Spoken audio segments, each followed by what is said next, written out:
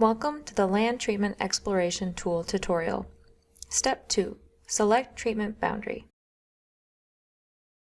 In Step 2, the user creates or loads the shapefile for their project.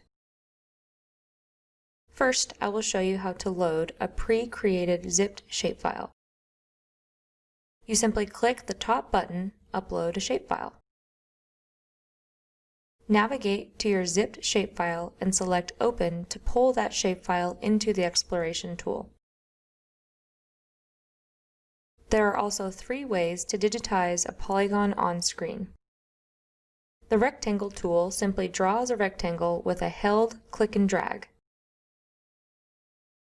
The map will automatically recenter as the polygons are modified. The polygon tool adds a vertex with every click. A double click completes the shape. The freehand tool is similar to drawing with a pencil. Press and hold the left mouse button to create a polygon as you drag the mouse.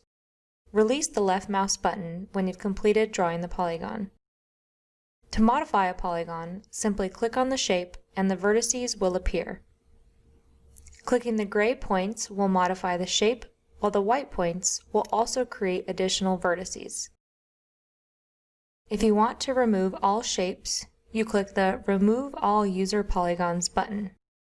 Each polygon is listed on the left where you can zoom to or delete each shape individually. For this example, I will just use the wildfire perimeter loaded from the zipped shapefile. The polygons uploaded or drawn on the map are exportable as a KML, GeoJSON, or shapefile. Clicking Next Step takes you to Step 3.